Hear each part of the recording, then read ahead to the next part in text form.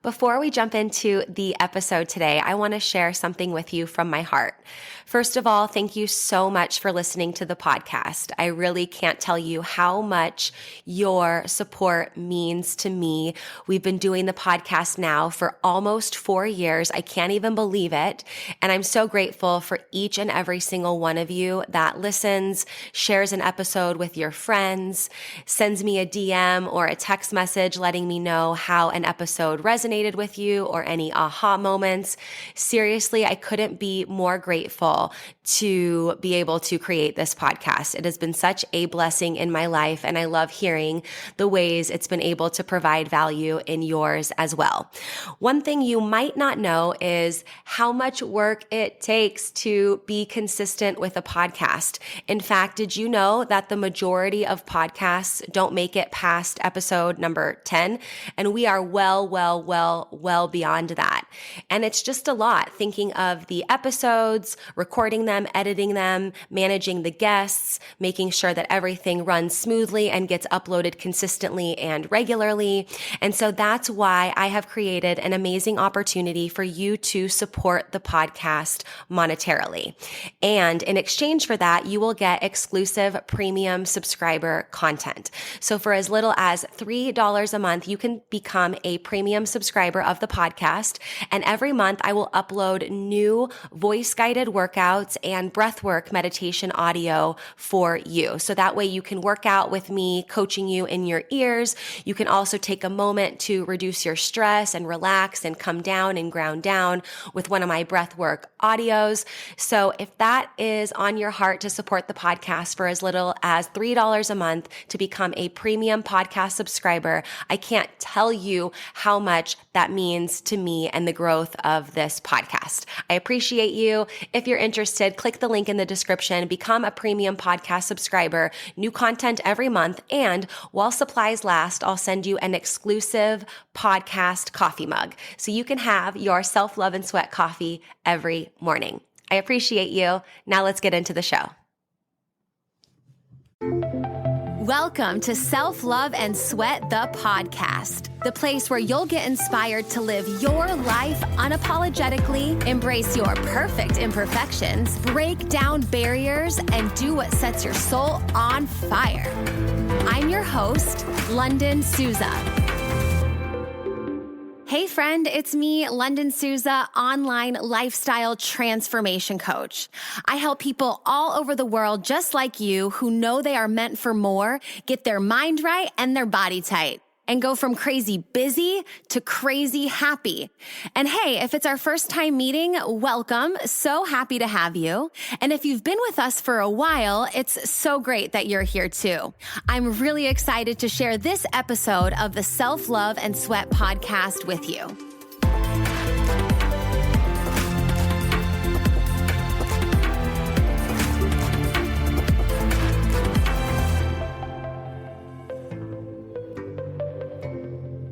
Hey, everyone. Welcome back to the podcast. On today's episode, we're talking about making fitness work for you, okay? Not for somebody else, not for everybody else, but making fitness work for you. And today I have 7 tips for making fitness work for you, things that we're going to go through, that we're going to talk about that really don't have to do with like, okay, fitness is not working because you're not doing the perfect plan, right? I'm not here to pick apart the training plan that you're doing and saying like, oh, if you just walk more or run more or squat more, then that's the answer to all your problems. That's not what we're talking about today. We're talking about making fitness work for you in a way that feels good, that feels sustainable, that makes you feel strong, in a way that makes you feel empowered, and something that you want to continue to do forever, right? I was talking to my friend Ella before recording this podcast, and I was like, I don't know about you, but like, I want to work out forever. And she was like, me too. And so making fitness work for you is beyond what you're doing now or what you look like now, but what it's going to look like and kind of, the big picture too. So being able to include fitness in your big picture, in your life to infinity and beyond, these tips will help you, right? So it's not just like, tell me what workout you're doing. Oh, you're doing 3 sets of 10 squats. You should be doing 4, right? That's a thing. If you're really into, taking your fitness and some of those quantitative goals that we'll talk about to that next level. Yes, right? That's important sometimes, depending on what your goals are. Not everybody's goals are that, but these tips are really going to be, you can write these down and come back to them later, right? You can come back and reflect on these tips and things later as well, because they're not going to be specific to what goal you're specifically working on in this moment. Okay. But they are going to be super helpful no matter what your fitness level is, no matter what your goals are. If you find yourself at a space where you're like, hey, I want to make this work. Like I want this to be a part of who I am and how I show up and just how I do things and how I roll, then these tips are for you. Okay, cool. Let's jump right in. Okay. Number one is always like, if you coach with me and work with me, usually like number one, I'm always like setting the expectation, setting the foundation for a lot of the other tips. So that's what this one is. Number one, the first tip in making fitness work for you is, for you is the key word, right? Like I said, the first tip for making fitness work for you is understanding that you are unique. Some things that maybe worked, that you find worked for someone else, might work for you too, right? But for the most part, it's like, this has to be for you. So this isn't this isn't the comparison game. And we'll talk about that too. This isn't, oh, this worked for them, so this should work for me. Or, Dr. Oz said keto was just like, awesome. So that's what I should be doing too, right? For you is the key word. My dad is a baseball coach, or was a baseball coach for many, many years. And so in baseball, you have a dugout, which is where all the players like sit. And he'd always be like, keep your nose in your own dugout. That was his way of just being like, he would say that in the sport, and also like in parenting, I guess. Yeah, it was a great tactic. I liked it. It was like, keep your, mind your own business, like stay in your lane, like keep your nose in your own dugout. Like, don't be worried about what this person's doing or what, as kids, what grade that person got or what place you got here. Like, keep your nose in your own dugout, like stay in your space and know, how to show up best for you. So that's the first tip for making fitness work for you, is understand like keyword is for you, which also means that you're the only one that can do the work. You can't outsource that work to someone else, because they're not you. So they're not going to be able to say like, that's perfect for you. But then you're feeling over here like, this is not perfect for me. This doesn't work. This doesn't feel right for me. Right? So number one, for you is the keyword.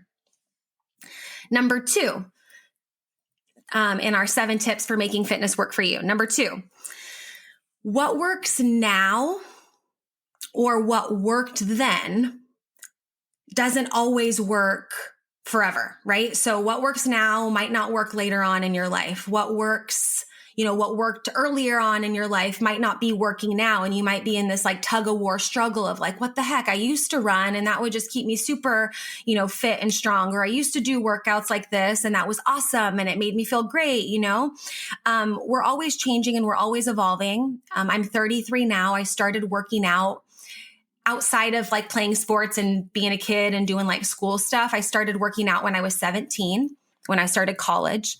And what worked then does not work now at all. Like I was doing way too much volume. I was just like, working my body, stressing myself out. But I guess at a young age, I could probably, I could probably tolerate that a little bit more. Now what works for me is like, I love to push my limits. I love to work really hard. I love to lift heavy weights, but just not as frequently, not as many days of the week.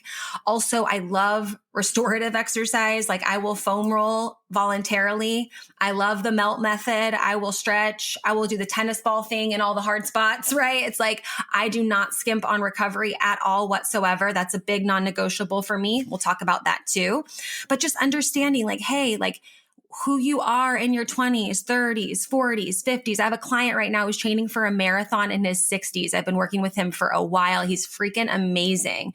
Like what you're capable of and what you do throughout different phases of your life, that doesn't mean they're linear either, right? It's like you don't have to, or like it doesn't mean like when you're younger, you do the most fit things. You could be, there's no too late when it comes to age, when to start, what you're capable of, all of that. But just know that like there's going to be different phases of your life, and your same workout plan, your same gym split, your same, walking route, your same running route, all the things your body is used to, or maybe your body liked for a period of time and doesn't like now, all that kind of stuff, you have to pay attention to. It's important to make sure that you know that you're the one that has to do the work for you. You're like, I love the little spy emoji, the emojis on on the iPhone or whatever phone, the one with like the spy, it's like there's a girl and a boy and they have like the little magnifying glass to their eye with the hat. And it's like, we got to be that in our lives, not up in other people's business, not up in what other worked for other people, right? Put that magnifying glass up to your own self and figure it out. Okay. Number 3 on our tips for making fitness work for you. Number 3, embrace the cycle. Okay. Now, this could be like the cycle or the season. So this could be the season of the year, right? So right now with the one-on-one client I'm working on for the marathon, he lives in a part of the world where some parts of the world, like it is snowing, you don't go outside. So there's different seasons in terms of making fitness work for you, depending on the weather and where you might be and what you have access to and what you have resources for and all of that. Like I said, in number 2, it could also be like the cycle or the season of your life. What do you feel like doing? What feels good? Maybe you were training for something really intense before. Maybe now you're not. Maybe you're, just in a different season of your life. Also, when it comes to embracing the cycle and the season, I'm speaking to women here. We have different cycles in our menstrual cycle. And throughout the month, we have 4 different phases of our cycle. And the types of workouts that we do cannot be the same throughout every single cycle or every single phase of our cycle. There's moments where we need to tone it back. There's moments when we can push for a PR and lift heavier and run faster and run farther and all of that kind of thing. And there's moments where it's time to take a chill pill.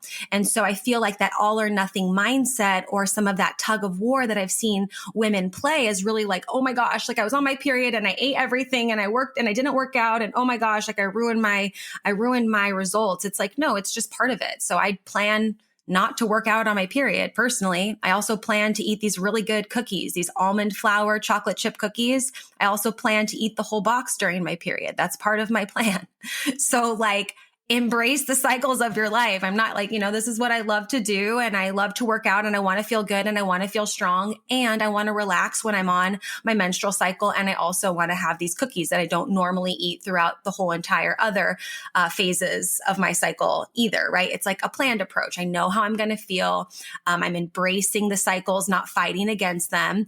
I'm loving on myself in the process and, embracing some of the cravings or low energy that I might have during different cycles. And, men feel this too. I'm just not as in depth, like in terms of researching a lot of that or knowing a lot of that. But I do know that men have different phases. And like, quite frankly, you can feel it, right? We go through different seasons of our lives. It's not always like, we want to push super hard. In fact, I prefer a more like, I kind of say I like to live how I like my workouts, like in high intensity intervals. I like that push. And then I like to be able to rest. And then I like to kind of, get a lot of stuff done and then be able to rest. So personally, that's kind of how I see my workout cycle, my fitness cycle and things like that too. There's moments to push my limits and work hard and get those PRs. And there's also moments to just like chillax and take a moment to recover and, nourish our body with movement, with fitness in a different way. Okay, so that's number 3. Number 4, check your definition of fitness.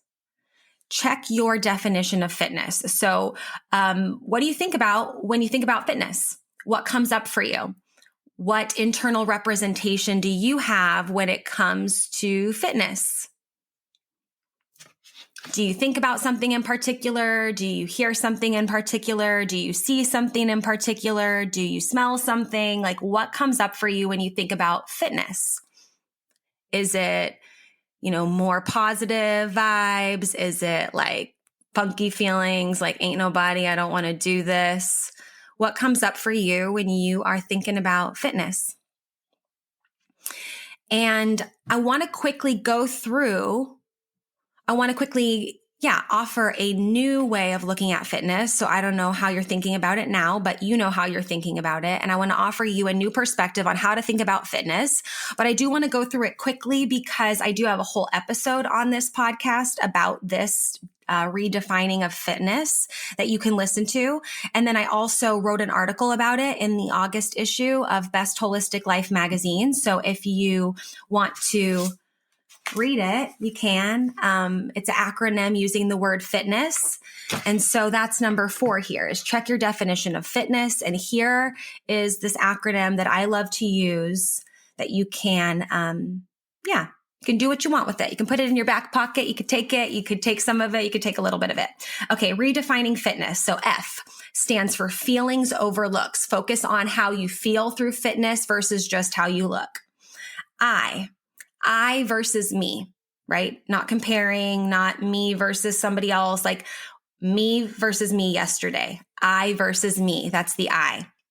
T stands for talk to self. So we're redefining fitness. We have this acronym. The T stands for talk to self. Okay. You can have the most banging body, best abs, booty you can bounce a coin off of and still talk shit to yourself and not love yourself and not feel good about yourself and have a lot of stuff going on between our ears, right? We all have it, of course. But talk to ourselves is very important, right? Do you work out because, you have to, or do you work out because you get to, and it's going to help you show up even better in other areas of your life, right? So even what we think about and what we say when it comes to our workouts and fitness is really important. So sometimes we hear the term like clean eating. And I always say like clean self-talk, right? Like nourishing, whole, uplifting words in our self-talk. That's the T. And of course, when it comes to fitness is nutrition. Nutrition is very important. You cannot not think about nutrition when it comes to, longevity and just, feeling good.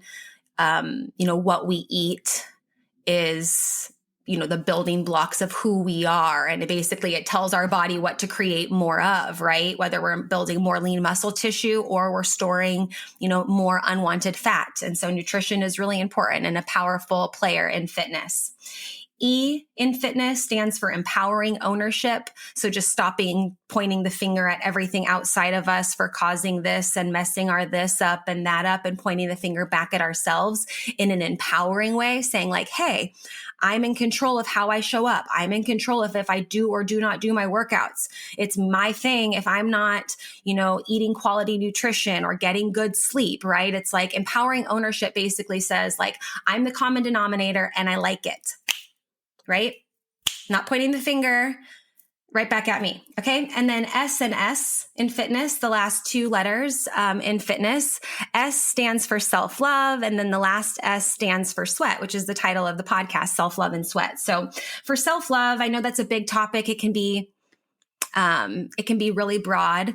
The topic of self-love can be really broad. And sometimes it can feel like, what is self-love and what does self-love look like? And what does it mean for me? And one of the main things that you can really do is ask yourself, what am I doing when I feel the most love for myself? And then go do more of that. Right? Because self-love can look like a lot of things. It can be working out. It can be, a spa day at home. It can be setting clear boundaries with someone who's clearly taken, a step beyond where they should. And self-love can be gratitude. Self-love can be going out and, serving others and loving on others, because then we, can love on ourselves through giving and things like that. So self-love is really, unique to you. So just asking yourself, what am I doing when I feel the most love for myself? And then going out and doing more of that. I always feel like that's a good jumping off point. And then the last S, like I said, is sweat. So sweat is, your workout, getting moving. It's important, right? When it comes to our definition of fitness, fitness, working out should be in there, but it's not an end all be all. It's not the only tool when it comes to a fit and healthy life. And if not used properly, fitness can, we can do a little too much. We can stress our bodies out a little bit too much. That happens too. Okay. So that is number 4 of making fitness work for you. Number 4 is redefining fitness. And that acronym that I just gave you is a way to redefine fitness. I have a whole podcast episode on it on this, on Self Love and Sweat, the podcast. I believe it's episode number 74, but I'll double check. It's all about redefining fitness. So you can dig a little bit deeper on that if you want to. Okay. We have number 5, 6, 7. So we have 3 more tips on making fitness work for you.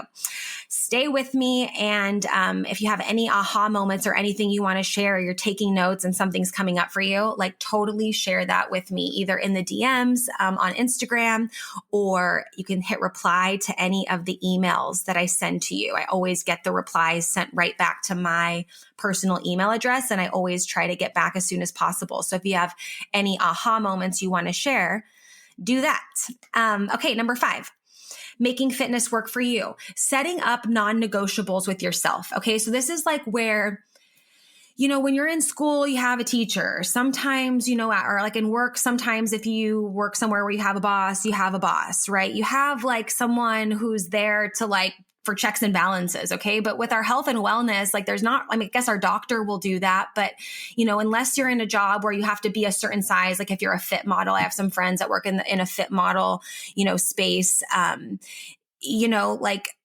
unless you need to be a certain, size in that space, it's nice to have flexible non-negotiables. So number 5 of our 7 tips for making fitness work for you. Number 5 is having non-negotiables. Okay. So this can be, overarching big non-negotiables that you really say hey, this is what I stand for. These are my core values. That's kind of a bigger topic, core values, but these non-negotiables can be something that's okay, this is something to infinity and beyond. I stand for, I want to do, I want to embody. Absolutely. And non-negotiables can be really helpful boundaries for the season that you're in. Okay. So we have, teachers when we're young, we might have, bosses when we work, right? Some of us are our own boss, but sometimes we have bosses, like checks and balances, people who keep you in check. And when it comes to our health and fitness, I guess our doctors might, check our health and wellness, but we don't really have to listen to them, right? Regardless of if you think that we should. I do have some friends that are models or fit models. So they actually have to stay a certain size for the clothings and the jobs that they do and wear. But for the most part, we don't really have checks and balances or someone saying did you do your workout or did you not? Or did you eat that healthy meal or did you not? Right. And I always thrived in classroom settings. In fact, that's why I love being a student, is having a teacher and having curriculum and having setup and processes and all those things. But we don't really get that in big girl land, especially when it comes to our health and wellness and things like that. So it's great to have these non-negotiables with ourselves that can be that structure, that can feel like that structure, and that can help set us up for success and get us to do the thing that we know we need to be doing, right? So like I said, these can be big overarching non-negotiables, and it could also be seasonal, during the holidays, for example. We're talking today about making fitness work for you all the times, right? Throughout the holidays or throughout busier seasons of your life, sometimes non-negotiable can be okay, 10 minutes of weight training, 4 days a week. That's it. I'm showing up for it. It's happening and I'm making it work. No question. Right. Non-negotiable can be okay, for the next 2 months, 10,000 steps every day. That could be a non-negotiable, but taking time to check where you are, seek clarity on your goals, and then set boundaries and, accountability factors accordingly. That's going to be really important. So, different types of non-negotiables. For me, I have a nutrition non-negotiable that is no food through a window except for coffee through drive-through Starbucks and French fries through In-N-Out. Okay. I know that's very specific, but hey, it's my life and I get to be specific as I want. So, these non-negotiables are, ones that can be set in stone and ones that can be seasonal. So that nutritional one for me is like, yeah, it's always for me. I just don't want to have food through a window. I don't want to be eating fast food. I don't even like it. And that one's been with me for years, like over 10 years. And some non-negotiables are seasonal. Like some non-negotiables are daily. I'll wake up and be like, okay, Lunden, like as long as you wake up, brush your teeth, go for a walk and fix this mess of laundry and, answer these emails, like we're good, right? I'll set up like daily non-negotiables depending on, really how I'm feeling. And I think I do a pretty good job of monitoring that, of pushing my limits and, but I can always do better. And that's why I have coaches and things like that. But sometimes we need the flexibility to be able to set those daily non-negotiables and being like, okay, no matter, what happens, if all the shit hits all the fans, like this is still getting done pronto, but it's also low enough hanging fruit to where it's not like, okay, you're going to run a marathon today. It's like, no, you're going to get in 5 minutes of core and you're going to do that after a walk. And that's it. And that's my plan. And that's my non-negotiable. Okay. So set some rules with yourself, start to have a little bit of authority with ourselves and in a nice way. And I say that because a lot of being able to do that with yourself and build that authority with yourself comes from being able to enough times do what we say we're going to do, right? Tomorrow when I wake up, I'm going to ride the bike and then I actually do it. Tomorrow when I wake up, I'm going to do this workout and then I actually do it. I'm going to organize that cabinet tomorrow and then I actually do it, right? You have to build that trust and build that accountability with yourself in order to have some of these non-negotiables work, or else it's just like the kid that doesn't pay attention to the teacher. It's just like, okay, rules, what rules? See you later. We have to be able to set some of those boundaries and, listen to them. And it's fun because it's like setting the rules to your game so that you can win. My rules, my life. Okay. But, healthy non-negotiables, that's important. 2 more in our 7 tips for making fitness work for you. Number 6 is track your goals. You don't have to do this always. You don't have to be a militant food tracker and track every single workout and PR all the time, but it's helpful when you do it sometimes. And it can be helpful to do it all the time for you. Maybe that's your jam. I know some people who have like their fitness journal and they just track every workout and they're just like always tracking progress. Totally.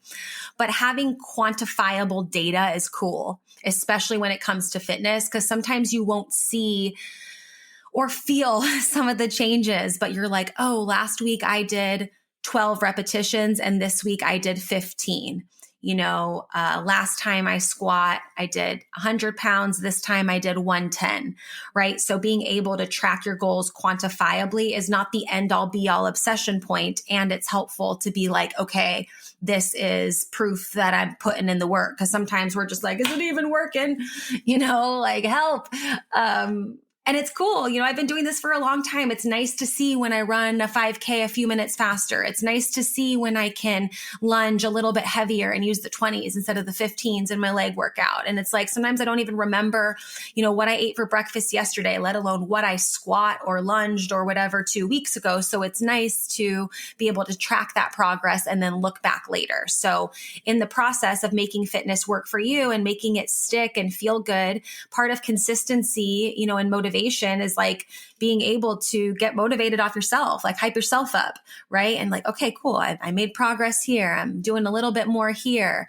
And even too, like tracking your goals and progress could be like, I'm celebrating a rest day, right? Sometimes I do that too, where it's like, my friend Allie, she'll say, back up your dump truck. So sometimes I have to like back up my dump truck and kind of like check myself and make sure that part of tracking my goals is tracking my rest and relaxing. I had to do that yesterday because Sunday I worked out for a really, really long time filming fitness videos.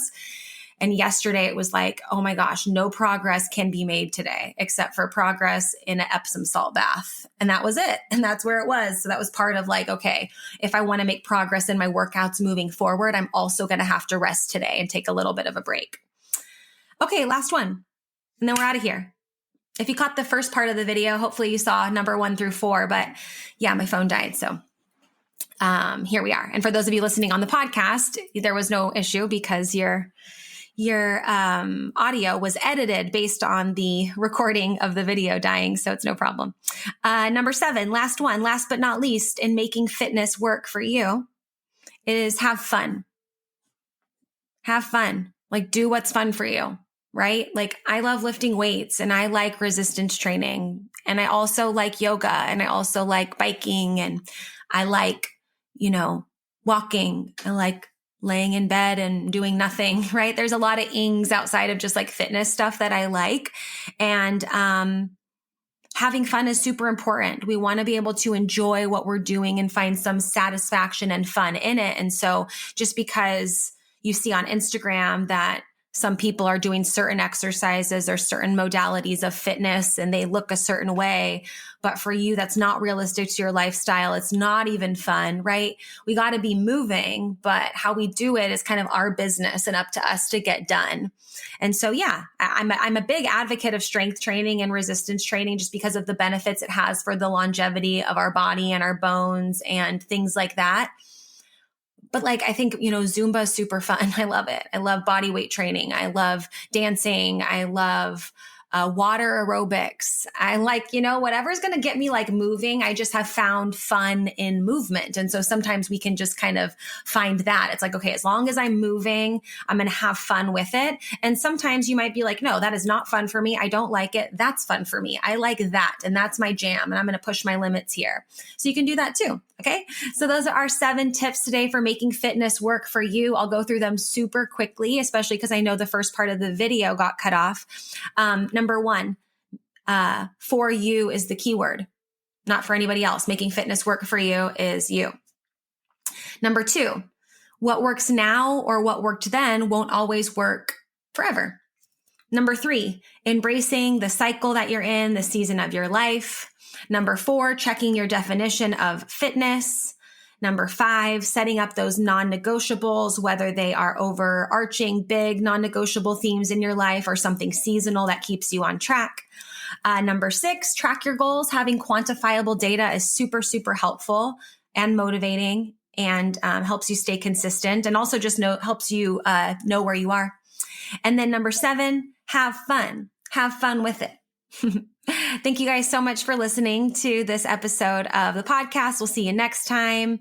And yeah, it's a process making fitness work for you. It doesn't happen overnight, but hopefully you were taking notes through this or you had some aha moments that really spoke to you, because even if you just implement one little baby thing from this podcast, one little nugget, just take 1% of what you heard today, it can and will make a difference in your life. So keep showing up and keep having fun. Thank you so much for listening to this episode of Self-Love and Sweat, the podcast. Hey, do me a favor. Wherever you're listening to this podcast, give us a review. This really helps a lot.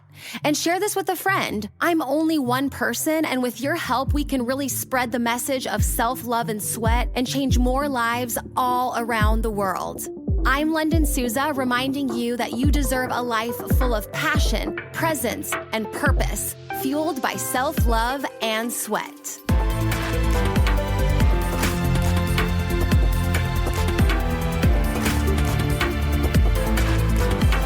This podcast is a Hit Spot Austria production.